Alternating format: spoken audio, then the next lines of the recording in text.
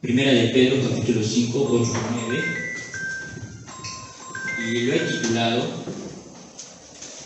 Conociendo el enemigo para vencer. Hace unos días estaba leyendo un libro.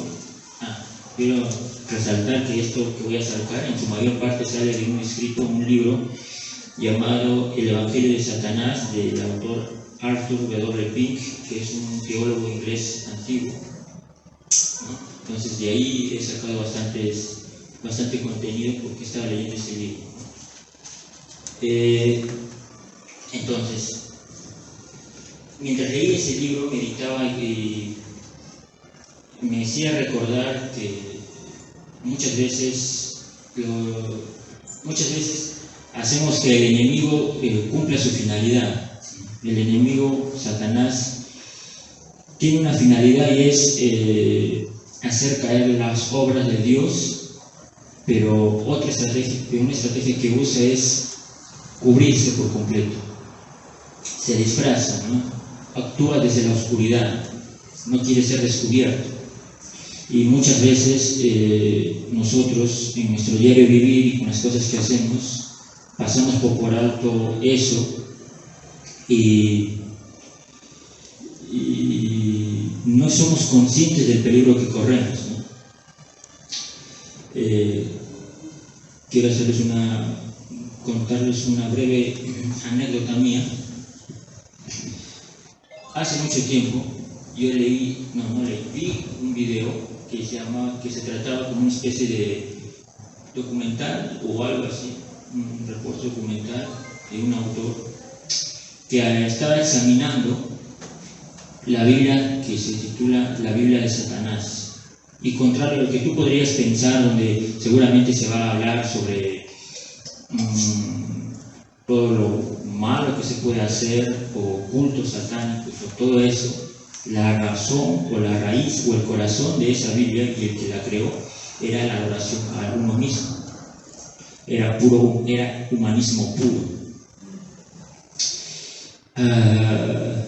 Yo me quedé sorprendido y ese libro, cada vez el autor estaba dividido en dos partes, una parte que habla sobre su filosofía y otra parte que habla sobre hechizos. Eso no tiene nada que ver. Pero la parte de la filosofía, el autor se tomó algunos versículos o algunas hojas para leer, y la filosofía detrás de eso era simple: humanismo puro, victimizar al humano, y por otro lado era hacer que despreciar al humano, en el punto de decir: tú eres una simple máquina, eres un simple animal, no existe un Dios, no existe nada, así que haz lo que quieras hacer, vive como quieres vivir, ¿no? Y se empezó a citar y a leer el que estaba haciendo el video, y cuando yo vi ese video sentí claramente como si Satanás me estuviera atacando a mí mismo y estuviera atacando la razón de mi fe, ¿no? Y mientras leí este libro ahora último, esta semana, recordaba ese video, recordaba muchos pensamientos que tal vez yo pensaba que eran de mí mismo, pero muy seguramente venían de Satanás, del enemigo, que sabe cómo disfrazarse con tu propia voz para tentarte o para menospreciarte a ti mismo. Porque un cristiano que es atacado y es debilitado es un soldado menos en el ejército del Señor. Bien, con esa breve explicación, algo más que te podría decir. En ese libro lo que se exalta es la adoración a la carne, la lujuria, el egoísmo puro. Y como habrás podido escuchar en el mensaje que compartí el domingo pasado, lo contrario al amor no es propiamente el odio, sino el egoísmo, porque el amor se centra en dar a otro, un amor desinteresado como Dios dio a su Hijo. Pero el egoísmo se centra en recibir y no dar nada a cambio. Y este libro habla de eso, de egoísmo, de recibir yo todo lo que yo quiero. Si alguien me golpea, yo golpeo porque es mi instinto natural. Si yo tengo deseos o instintos sexuales los cumplo y me satisfago porque yo solamente soy el que importa. Va total y contrariamente al evangelio puro, al corazón puro del evangelio, que es dar a otros, amar.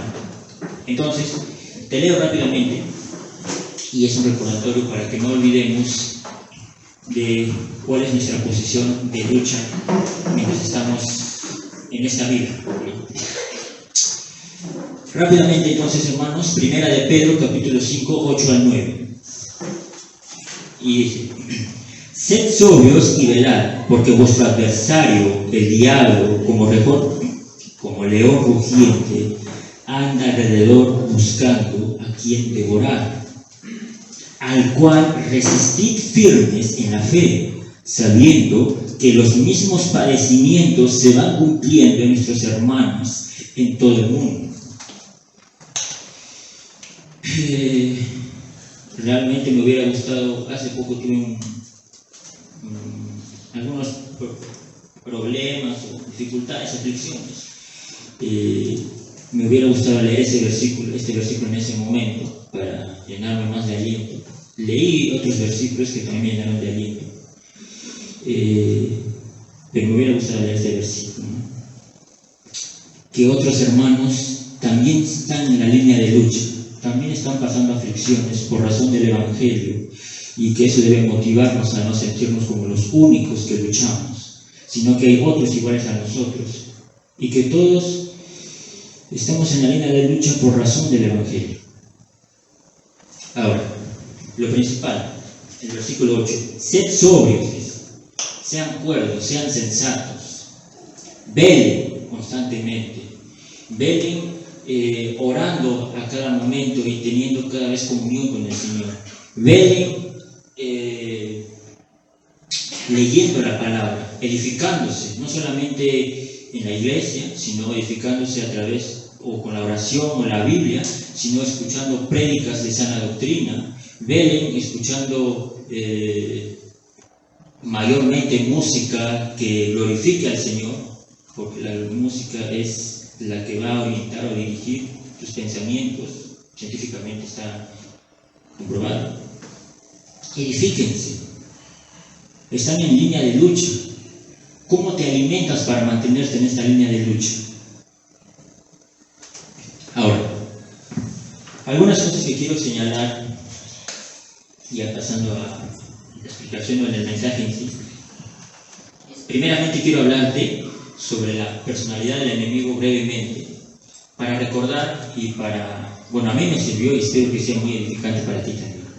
Dice, primero, Satanás es conocido por diferentes nombres, pero de los cuales los principales son diablo, que significa el acusador o calumniador. También es conocido por el nombre de Satanás, que significa el enemigo o adversario de los hijos de Dios, adversario del propósito de Dios, adversario de Dios mismo. Ahora, una cosa interesante que descubrí leyendo el libro es que diablo es la forma en que lleva a cabo sus planes. O sea, él acusa, él calumnia a los hijos de Dios. Y Satanás es su carácter mismo. Es el enemigo, el adversario, que lleva a cabo sus planes a través de la acusación y la calumnia. Otro nombre que encontré es Apolión, que es destructor. Apocalipsis 9:11. Ahora, otras características. Es inteligente, cuando denota, por ejemplo, las acechanzas del diablo, Efesios 6:11. Tiene memoria, cuando cita los pasajes de la Biblia, cuando cita pasajes del Antiguo Testamento mientras tentaba a Jesús, Mateo 4:6. Tiene gran conocimiento, Apocalipsis 12:12. Tiene voluntad, 2 de Timoteo 2:26.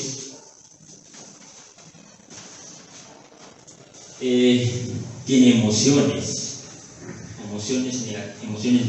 negativas, como el odio, soberbia, entre otros. Lucas 22:31 o 1 de Timoteo 3:6. Otras cosas sobre Satanás, pues es que tienta, y fue su primera artimaña que usó contra los padres, Adán y Eva. O cuando quiere tentar en general también, por ejemplo, Mateo 4:3, acusa, Apocalipsis 12:10, es hacedor de guerra, 12:7 Apocalipsis, obra milagros fraudulentos, segunda Tesalonicenses 2:9, causa males físicos, enfermedades, dolencias. Segunda de Corintios 12:7, tenemos por ejemplo aquí el famoso aguijón de la carne de Pablo. Obra en y a través de la maldad, Efesios 2:2.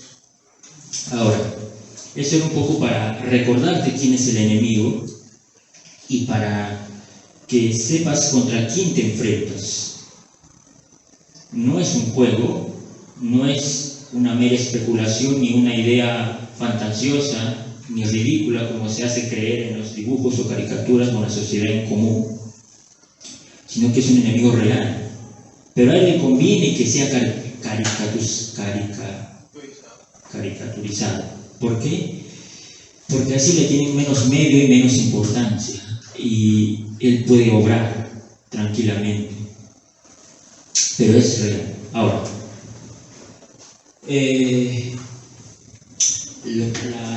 la raíz de lo que quiero compartir, el evangelio de Satanás. ¿En qué consiste su evangelio? Y ya te revelé un poco de esto cuando hice mi introducción sobre lo que había visto en un video. Satanás es conocido como el archifalsificador de todo lo bueno. Todo lo que toca lo transgiversa. El matrimonio o el sexo dentro del matrimonio fue concebido como algo muy hermoso, por ejemplo. Una creación de Dios. Él lo tocó y lo convirtió en lujuria.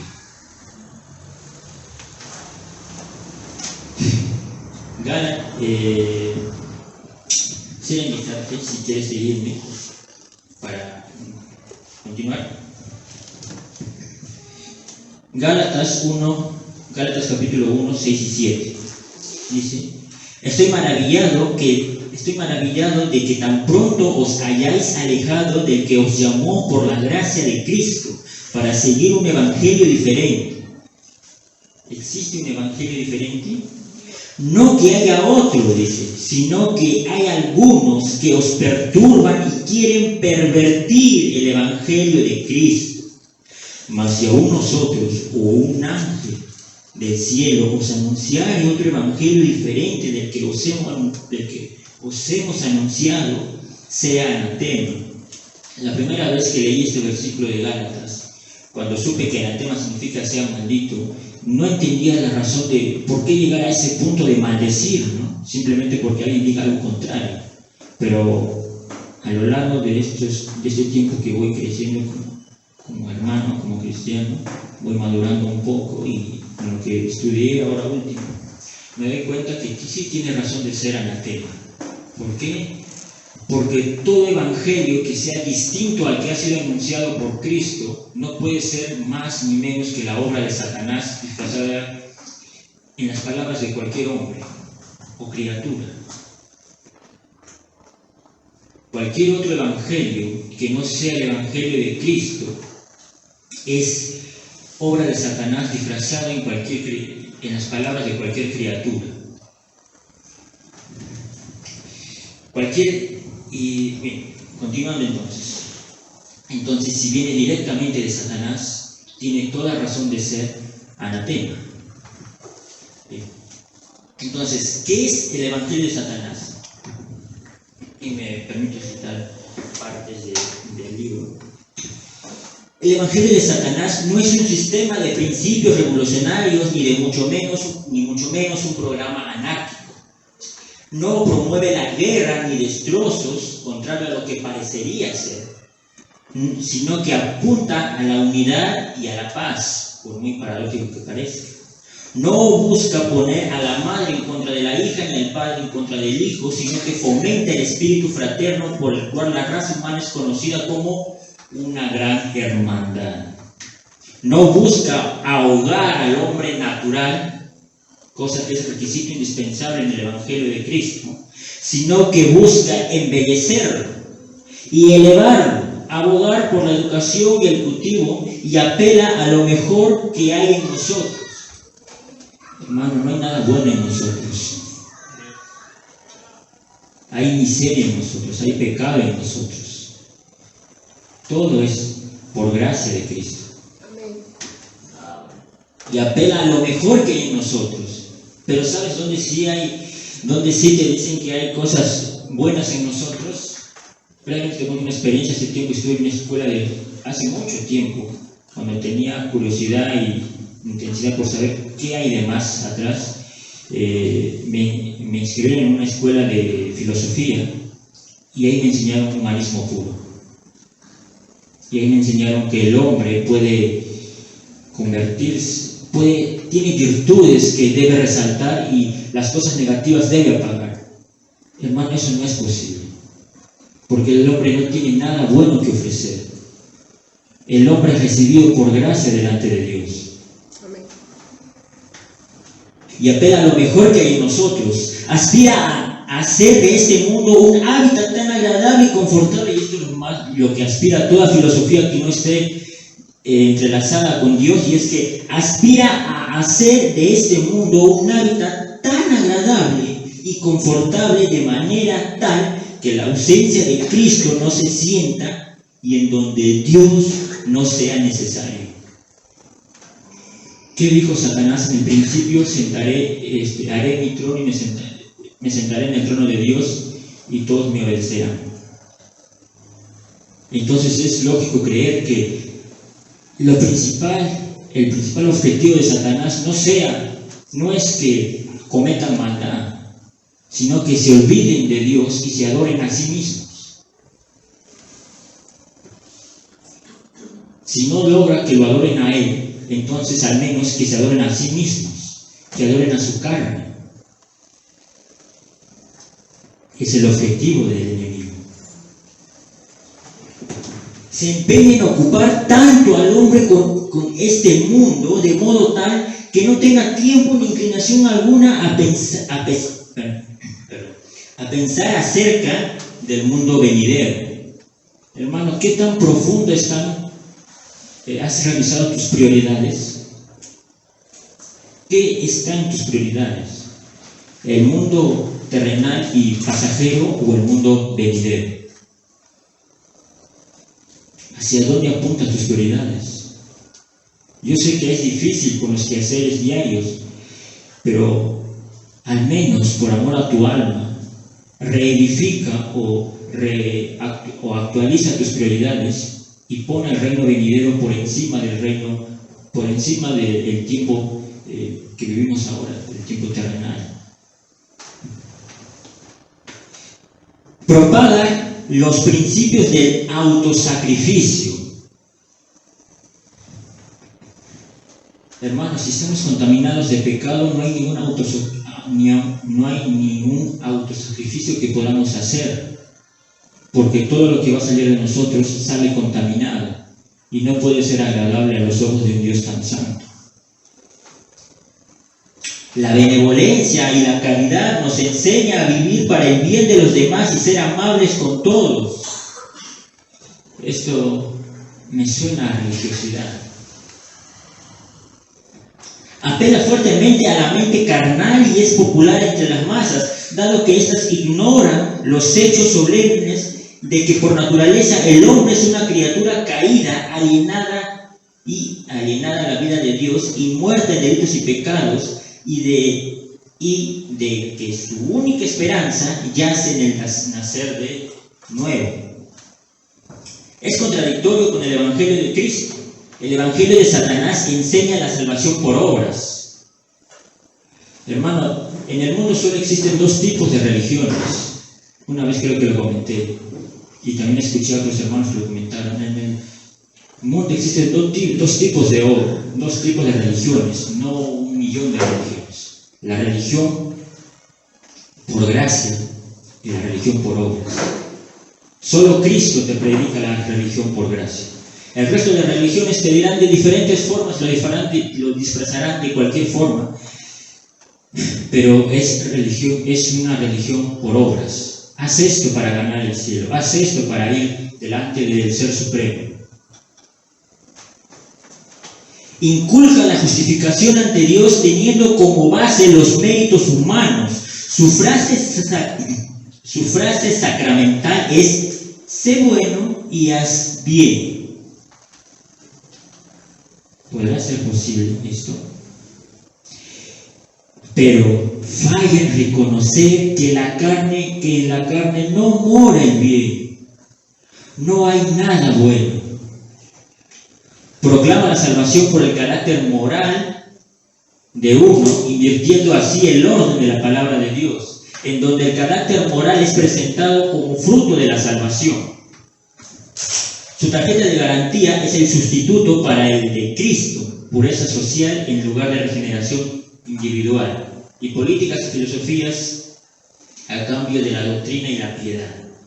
La cultivación del viejo hombre es considerada más práctica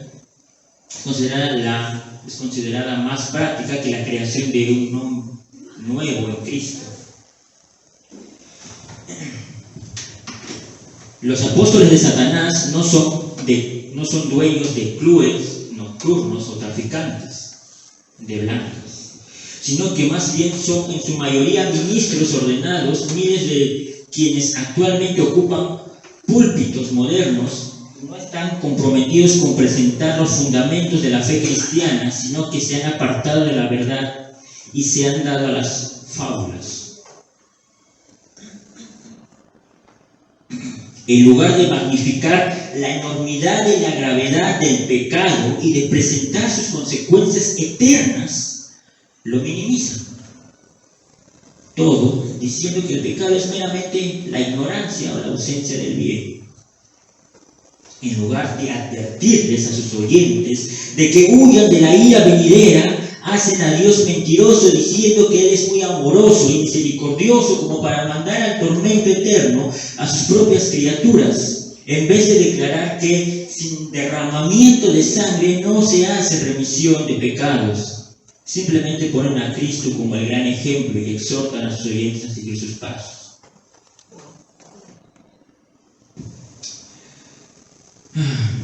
Este punto más, y yo voy concluyendo con eso. Dice: además del hecho de que hoy en día las iglesias carecen de un líder que finalmente declare todo el consejo de Dios y presente su camino de salvación, también debemos afrontar el hecho adicional de que la mayoría de las personas en tales iglesias son muy improbables como para aprender la verdad por sí solas. El altar familiar. Hermanos, si tú eres, sobre todo si eres padre de familia, haces culto familiar en tu casa, el Señor dice que como cabeza del hogar tú eres sacerdote de tu familia. Instruyes a tu esposa, instruyes a tus hijos, vas a rendir cuentas delante de Dios. Haces culto familiar. Pareciera a veces que no, hermanos. Y si tú eres una hermana, mujer obviamente, y tu esposo no hace culto o no es creyente, entonces tú intentas enseñar a tus hijos lo poco que sabes o lo mucho que sepas tal vez. Oras fervientemente para que tu esposo se convierta en un cabeza de familia tal como Él ordena. Hermanos, yo soy digo esto con mucha delicadeza y amor, pero en el tiempo que se me ha permitido, gracias por el pastor y sobre todo por el Señor, que me ha permitido enseñar a los jóvenes, adolescentes, puedo ver que están muy desinstruidos de la palabra del Señor. Y esto no puede ser así, hermanos. Porque si esta generación que actualmente está en la iglesia pasara, quedarían los jóvenes para continuar el legado de Cristo. ¿Y cómo hemos instruido a los jóvenes? Si el pastor se fuera, si los hermanos más maduros se fueran, si las hermanas más maduras se fueran, los que quedan serían capaces de mantener la iglesia libre de las falsas doctrinas, serían capaces de refutar a todas aquellas religiones humanistas o cualquier persona que venga en contra, o sucumbirían fácilmente y se convertirían en una iglesia apóstata más, como muchas otras que empezaron bien, pero que después, cuando se fueron los que las mantenían, cayeron. Y esto lo hago entre un paréntesis, hermanos, para exhortar a los padres. Hermano, el culto familiar es muy importante. Continuando ya para terminar. Ahora, hermano, en el aspecto práctico, tal como acudió el autor del libro con preguntas, yo quiero pasártelas a ti para reflexionar. Y es, ¿en dónde te hallas tú? ¿Estás en el camino que parece derecho, pero que termina siendo de muerte?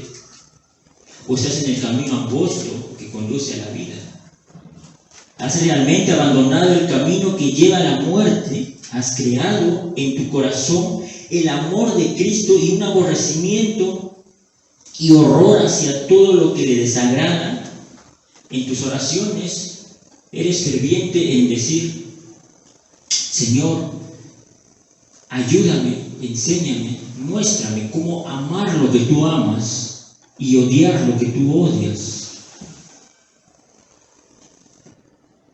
O simplemente das gracias, pides perdón, oras de forma superficial.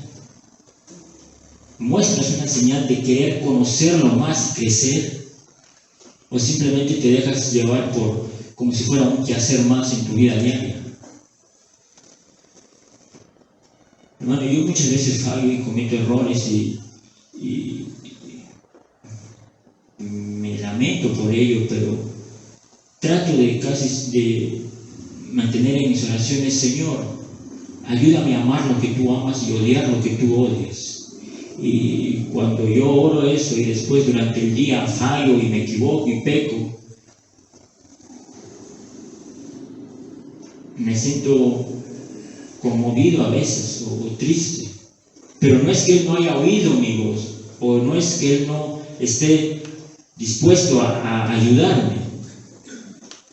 Es cómo estoy administrando yo el espíritu que Él me ha dado. Es que yo estoy fallando. Él no puede fallar. ¿Estás confiando plenamente en su justicia y en su sangre para ser acepto delante de Dios? ¿O estás confiando en las obras?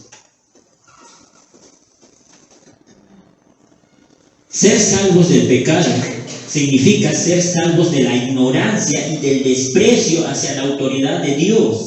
Es abandonar el curso de la propia voluntad y la autocomplacencia. Es dejar nuestro camino. Isaías 55:7.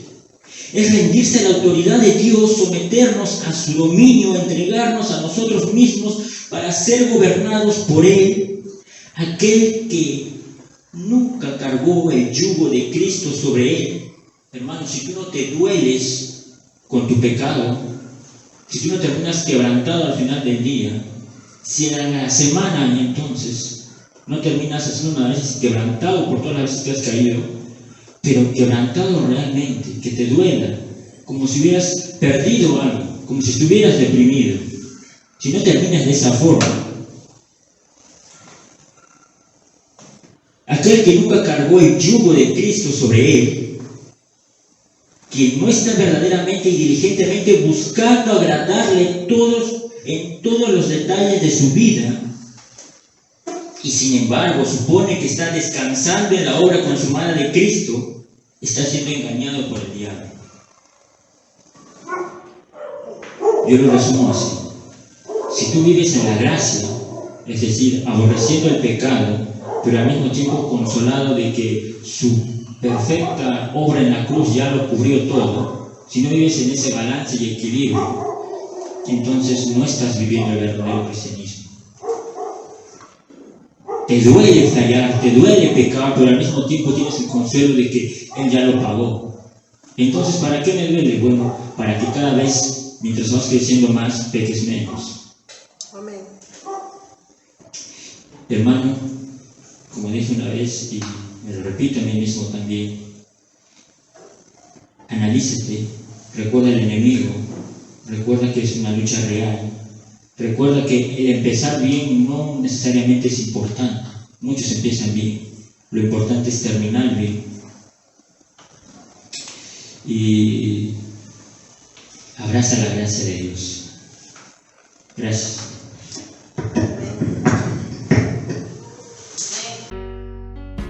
Hola, si te gustó este video no olvides de darle like. Y si quieres más recursos cristianos como este, pues suscríbete, comparte estos videos, así nos estarías motivando mucho. Que Dios te bendiga y que la palabra de Dios edifique tu vida.